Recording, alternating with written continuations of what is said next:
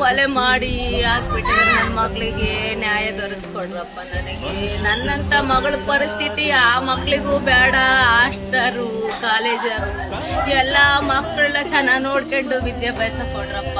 ಮಕ್ಕಳನ್ನ ತನ್ನ ಮಕ್ಕಳಂತ ಇದನ್ನ ಮಾಡಿ ನಮಗೆ ನ್ಯಾಯ ದೊರಕಿಸ್ಕೊಡ್ರಪ್ಪ ಸ್ವಾಮಿ. ನನಗೆ ಸ್ನೇಹಿತರೆ, ಚಿತ್ರದುರ್ಗದ ಪ್ರಕರಣಕ್ಕೆ ಹೊಸ ಟ್ವಿಸ್ಟ್ ಬಂದಿದೆ. ವರ್ಷಿತಾ ಅನ್ನುವ ಹುಡುಗಿಯ ಪ್ರಿಯಕರ ಚೇತನ್ ಎಂಬ ಹುಡುಗನೇ ಈ ಕೊಲೆ ಮಾಡಿರೋದಾಗಿ ಪೊಲೀಸರ ಮುಂದೆ ತಪ್ಪೊಪ್ಪಿಕೊಂಡಿದ್ದಾನೆ.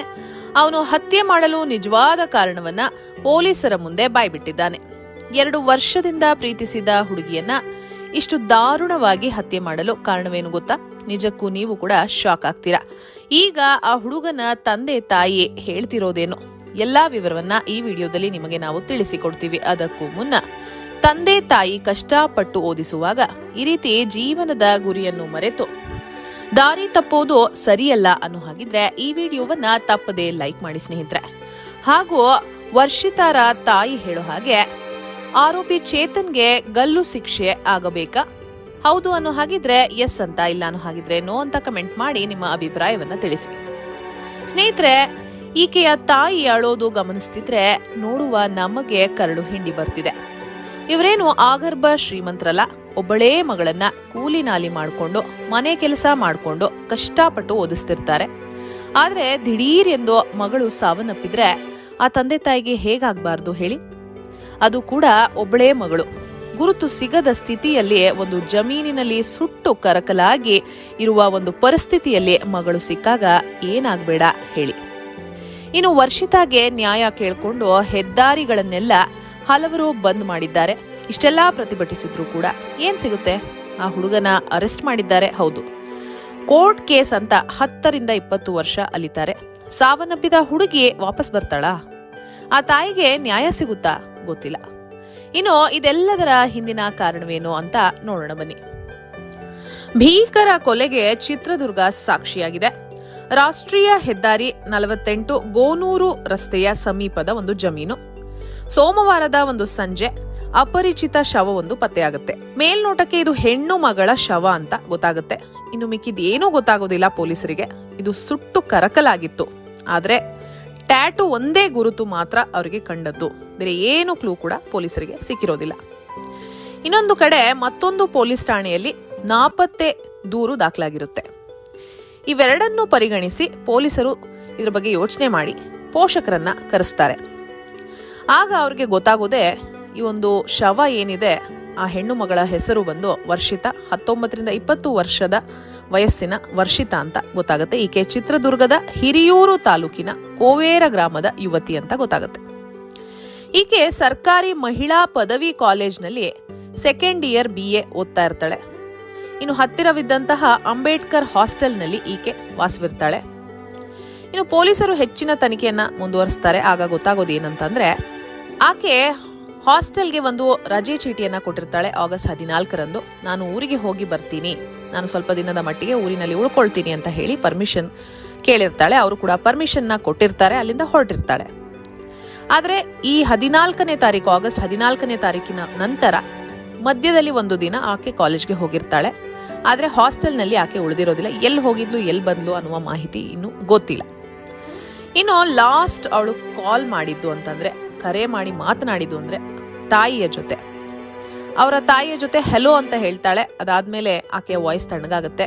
ಹೋಗ್ತಾ ಹೋಗ್ತಾ ಫೋನೇ ಸ್ವಿಚ್ ಆಫ್ ಆಗ್ಬಿಡುತ್ತೆ. ಏನು ಮಾಹಿತಿ ಸಿಗೋದಿಲ್ಲ. ಅವ್ರ ತಾಯಿ ಹೇಳ್ತಿದ್ದಾರೆ, ಬಹಳ ಆತಂಕ ಪಟ್ವಿ, ನಾವು ಎಲ್ಲ ಕಡೆ ವಿಚಾರಿಸಿದ್ವಿ. ಅಷ್ಟೇ ಅಲ್ಲ, ನಾವು ಸಡನ್ ಆಗಿ ಹಾಸ್ಟೆಲ್ ಹತ್ರ ಕೂಡ ಹೋದ್ವಿ, ಕಾಲೇಜ್ಗೆ ಕೂಡ ಹೋದ್ವಿ, ಅಲ್ಲೂ ಕೂಡ ನಮ್ಗೇನು ಗೊತ್ತಾಗ್ಲಿಲ್ಲ. ಹಾಸ್ಟೆಲ್ನಲ್ಲಿ ಹೇಳ್ತಾರೆ ಅವಳು ಹೋಗಿ ತುಂಬಾ ದಿನ ಆಯ್ತು ಅಂತ, ರಜೆ ಚೀಟಿಯನ್ನ ಕೊಟ್ಟಿದ್ದಾಳೆ ಅಂತ ಕೂಡ ಹೇಳಿದ್ದಾರೆ. ಅದಾದ್ಮೇಲೆ ಯಾವುದು ಮಾಹಿತಿಗಳು ಗೊತ್ತಾಗೋದಿಲ್ಲ. ಫ್ರೆಂಡ್ಸ್ ಹತ್ರನೂ ಕೇಳ್ತೀವಿ, ಏನು ಗೊತ್ತಾಗೋದಿಲ್ಲ. ಆತಂಕದಿಂದ ನಾವು ಬಹಳಷ್ಟು ಹುಡುಕಾಟವನ್ನ ಮಾಡಿದ್ವಿ. ನಮಗೆ ಯಾವುದೇ ಮಾಹಿತಿ ಗೊತ್ತಾಗದ ಕಾರಣ ನಾವು ಐಮಂಗಲ ಪೊಲೀಸ್ ಠಾಣೆಯಲ್ಲಿ ನಾಪತ್ತೆ ದೂರನ್ನ ದಾಖಲೆ ಮಾಡಿದ್ವಿ ಅಂತ ತಾಯಿ ಹೇಳ್ತಿದ್ದಾರೆ. ಅದಾದ ಬಳಿಕ ಪೊಲೀಸರು ತನಿಖೆ ಮಾಡ್ತಾರೆ. ಅವರು ಇಷ್ಟು ತನಿಖೆ ಮಾಡಿದಾಗ ಅವರಿಗೆ ಒಂದು ಹೆಸರು ಕೇಳಿ ಬರುತ್ತೆ. ಅದೇ ಚೇತನ್ ಎಂಬುವ ಯುವಕನ ಹೆಸರು. ಈತ ಕೆಳಕೋಟಿ ಬಡಾವಣೆಯ ನಿವಾಸಿ. ಇವನ ಹೆಸರು ಚೇತನ್ ಅಂತ ಹೇಳಿ ಸ್ನೇಹಿತರು ಹೇಳ್ತಾರೆ. ಇವರಿಬ್ರು ಸಹ ಪ್ರೀತಿಯಲ್ಲಿದ್ರು ಅಂತ. ಆತ ಕೂಡ ಒಪ್ಕೊಂಡಿದ್ದಾನೆ ಇವರಿಬ್ರು ಸಹ ಪ್ರೀತಿಯಲ್ಲಿದ್ರು ಅಂತ. ಪೊಲೀಸರು ಅವನ್ನ ಕರೆತಂದು ಅವ್ರದೇ ಆದಂತಹ ಸ್ಟೈಲ್ನಲ್ಲಿ ವಿಚಾರಣೆಯನ್ನು ಮಾಡ್ತಾರೆ. ಎಲ್ಲ ರೀತಿಯ ಮಾತುಗಳನ್ನು ಅವನ ಜೊತೆ ಕೇಳ್ತಾರೆ. ಆತ ತಪ್ಪೊಪ್ಪಿಕೊಂಡಿದ್ದಾನೆ ಮತ್ತು ಅವನು ಹೇಳ್ತಾನೆ ಅವನ ಒಂದು ಏನಿತ್ತು ಅವರಿಬ್ಬರು ಮಧ್ಯೆ ಅನ್ನೋದನ್ನು ಹೇಳ್ತಾನೆ. 2 ವರ್ಷದಿಂದ ನಾವಿಬ್ಬರು ಪ್ರೀತಿಯನ್ನು ಮಾಡಿದ್ವಿ, ಓಡಾಡಿದ್ವಿ, ಕೈ ಹಿಡ್ಕೊಂಡು ಓಡಾಡಿದ್ವಿ, ನಾವು ಚೆನ್ನಾಗಿದ್ವಿ, ತುಂಬ ಓಡಾಡಿದ್ವಿ ಎಲ್ಲ ಕಡೆನೂ ಅಂತ ಹೇಳ್ತಾನೆ. ಅದಾದಮೇಲೆ ಅವಳು ಗರ್ಭಿಣಿ ಆಗ್ತಾಳೆ, ನನ್ನನ್ನು ಮದುವೆ ಆಗುವಂಥ ಒತ್ತಾಯವನ್ನು ಮಾಡ್ತಾಳೆ. ಆದರೆ ಚೇತನ್ಗೆ ಒಂದು ಅನುಮಾನ ಮೂಡಿ ಬರುತ್ತೆ. ಯಾಕಂದರೆ ವರ್ಷಿತಾ ಒಂದೇ ಫೋನ್ನಲ್ಲಿ 18 ಸಿಮ್ ಕಾರ್ಡ್ಗಳನ್ನು ಯೂಸ್ ಮಾಡ್ತಿರ್ತಾಳೆ ಅನ್ನೋದು ಚೇತನ್ನ ಒಂದು ಆರೋಪ.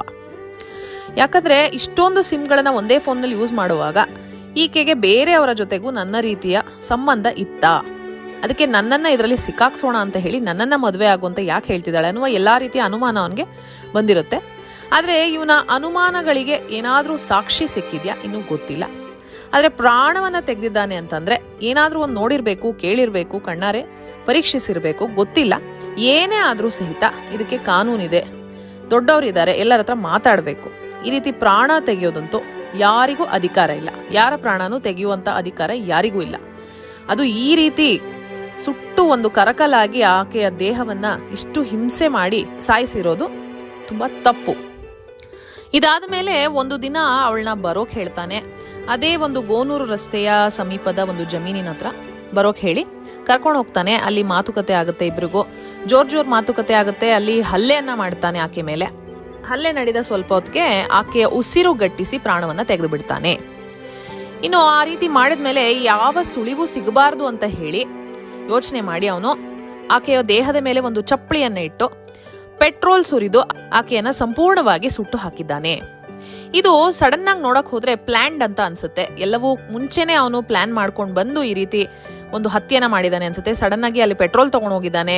ಪ್ರತಿಯೊಂದನ್ನು ಮುಂಚೆನೆ ಅವನು ಯೋಚನೆ ಮಾಡಿದಾನೆ ಅನ್ಸುತ್ತೆ. ಇನ್ನು ಇದಕ್ಕೆ ಈ ಒಂದು ಪ್ರಕರಣಕ್ಕೆ 2 ರೀಸನ್ಸ್ ಇರ್ಬೋದಾ ಅಂತ ಕೂಡ ನಮಗೆ ಅನುಮಾನ ಬರುತ್ತೆ. ಯಾಕಂದ್ರೆ ಆಕೆ ಗರ್ಭಿಣಿಯಾಗಿ ನನ್ನನ್ನೇ ಮದುವೆ ಆಗುವಂತ ಆಕೆ ಒತ್ತಾಯ ಮಾಡಿದ ಒಂದು ಕಾರಣ ಇರ್ಬೋದು.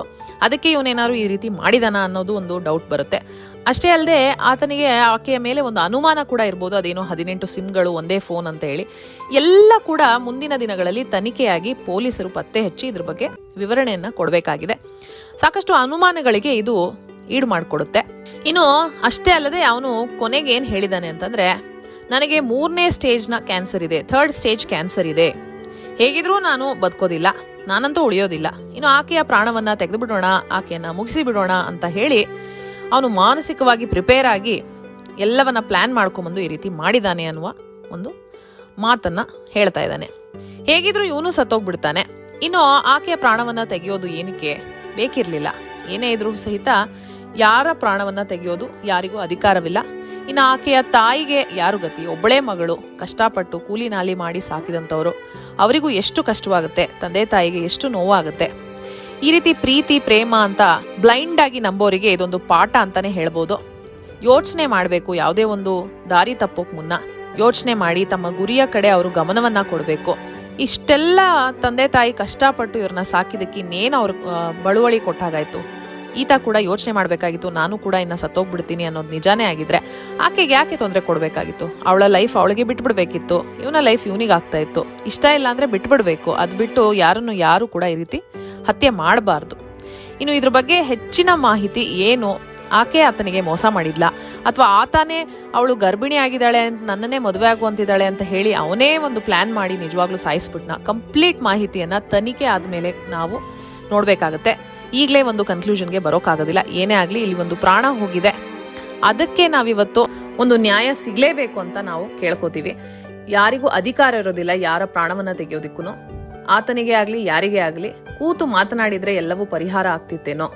ಈಗ ಆ ಹುಡುಗಿ ಕಳೆದುಕೊಂಡು ಆಕೆಯ ತಾಯಿ ಏನ್ ತಪ್ಪು ಮಾಡಿದಾಳೆ ಪಾಪ, ಆಕೆಗೆ ಯಾರು ಗತಿ? ಒಬ್ಬಳೇ ಮಗಳನ್ನ ಅಷ್ಟು ಕಷ್ಟಪಟ್ಟು ಸಾಕಿದ್ದಾರೆ. ಏನೇ ಆಗಲಿ ಇದಕ್ಕೆ ನ್ಯಾಯ ಸಿಗಲೇಬೇಕು. ನಿಮ್ಮ ಅನಿಸಿಕೆ ಅಭಿಪ್ರಾಯಗಳನ್ನ ದಯವಿಟ್ಟು ಕಮೆಂಟ್ ಬಾಕ್ಸ್ನಲ್ಲಿ ತಿಳಿಸಿ. ಹಾಗೆ ಈ ವಿಡಿಯೋವನ್ನ ತಪ್ಪದೆ ಎಲ್ಲರಿಗೂ ಶೇರ್ ಮಾಡಿ. ಧನ್ಯವಾದಗಳು.